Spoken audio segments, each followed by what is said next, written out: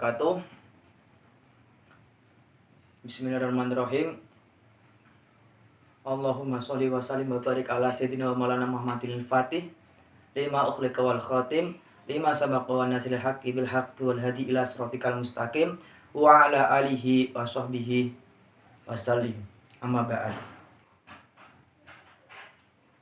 Di sini saya sebagai moderator akan memberikan tentang pengertian komponen kurikulum yang nantinya akan dijalankan oleh kelompok saya. Kelompok saya sendiri terdiri dari yang pertama ialah Kang Adi Surya, kemudian yang kedua ialah Mbak Fitria Layatus Sa'adah, yang ketiga ialah Mbak Yulfa Anis Fitria, yang keempat ialah Mbak Indar Sehdia Setiani, yang kelima ialah Novita Ramawati, dan yang keenam ialah saya sendiri dari Widat Maja. Kemudian dari komponen kurikulum nanti akan dijelaskan lewat slide yang akan dipaparkan nanti. Isi slide yang tersebut ialah yang pertama pembahasan, kemudian dilanjut dengan pengertian komponen kurikulum, yang ketiga komponen kurikulum, yang keempat peranan kurikulum, dan yang kelima yang terakhir ialah fungsi kurikulum.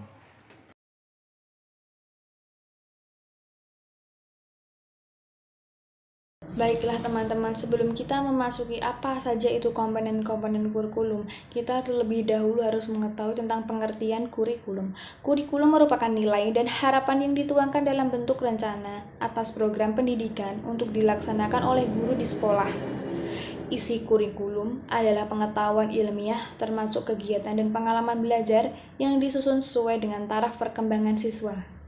Kurikulum akan mempunyai arti dan fungsi mengubah siswa apabila dilaksanakan dan ditransformasikan dalam kegiatan belajar mengajar.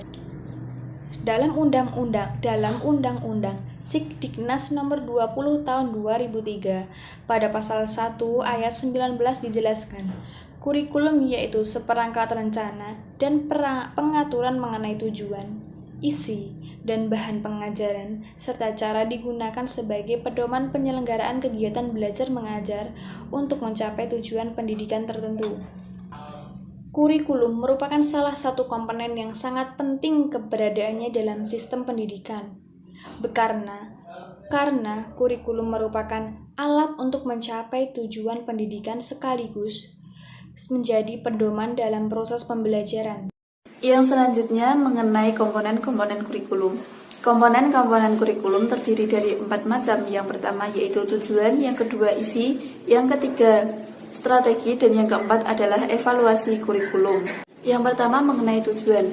Tujuan kurikulum pada hakikatnya adalah tujuan dari proses pendidikan yang akan diberikan kepada peserta didik. Kurikulum merupakan alat untuk mencapai tujuan. Pada hal ini, tujuan dibagi menjadi 2 macam. Yang pertama tujuan nasional, dan yang kedua yaitu tujuan institusional. Yang selanjutnya yaitu mengenai isi atau materi kurikulum. Isi atau materi kurikulum berisi mengenai suatu kegiatan dan pengalaman yang telah disusun dan dikembangkan guna mencapai tujuan pendidikan.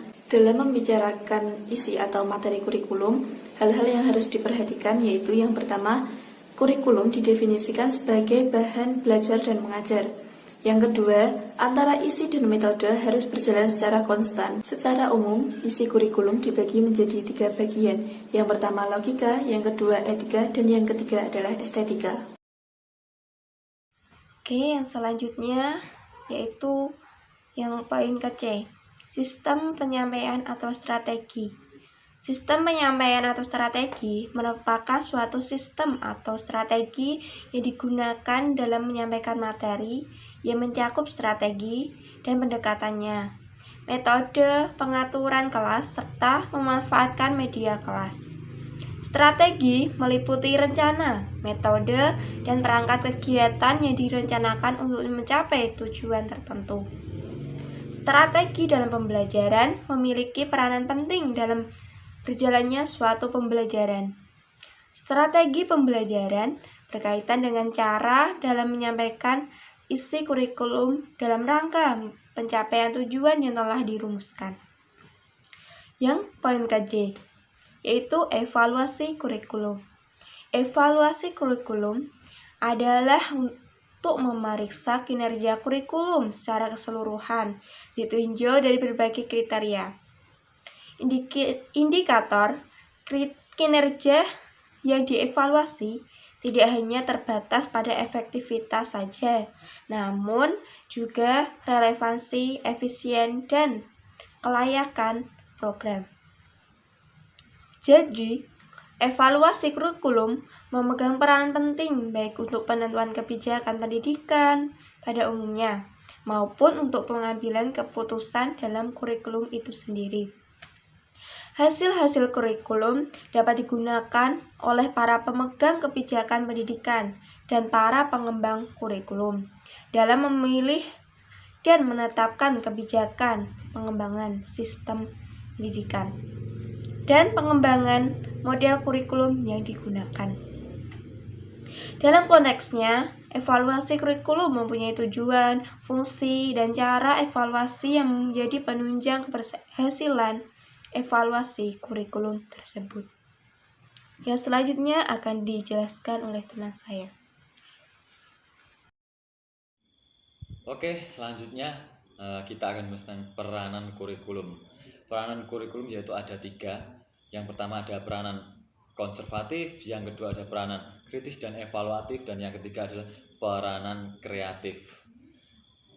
Yang pertama ada peranan konservatif. Peranan konservatif adalah tanggung jawab kurikulum adalah menetralisirkan warisan sosial kepada generasi muda.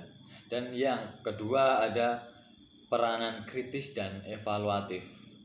Di sini lembaga pendidikan tidak hanya mewariskan kebudayaan yang ada, tetapi juga menilai dan memilih unsur-unsur kebudayaan yang akan diwariskan.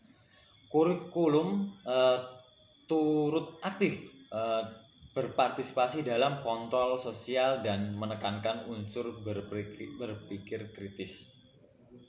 Yang ketiga ada peranan kreatif.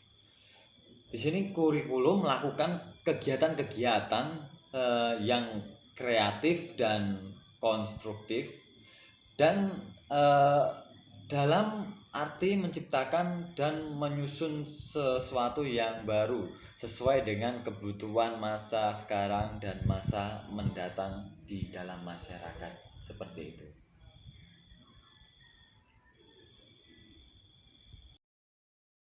Untuk materi yang terakhir yaitu tentang fungsi kurikulum.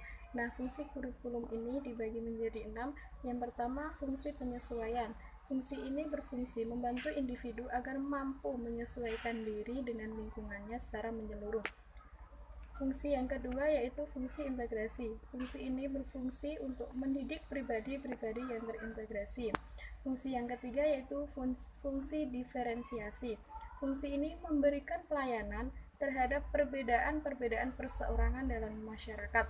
Diferensiasi ini akan mendorong orang untuk lebih berpikir kreatif dan inovatif. Yang keempat yaitu fungsi persiapan. Fungsi persiapan ini mempersiapkan peserta didik agar dapat melanjutkan ke jenjang studi yang lebih lanjut dan mempersiapkan kemampuan untuk belajar lebih lanjut. Fungsi yang selanjutnya yaitu fungsi pemilihan. Nah, pemilihan di sini berarti pemberian kesempatan kepada seseorang untuk memilih apa yang diinginkannya dan apa yang menarik dalam minatnya. Fungsi yang terakhir yaitu fungsi diagnostik. Fungsi ini membantu dan mengarahkan peserta didik agar mampu memahami dan menerima dirinya sehingga dapat mengembangkan semua potensi yang dimilikinya. Sekian yang dapat saya sampaikan, kurang lebihnya saya minta maaf. Saya sebagai moderator mohon pamit. Wallahul muwaffiq ila aqwamit thoriq. Wassalamualaikum warahmatullahi wabarakatuh.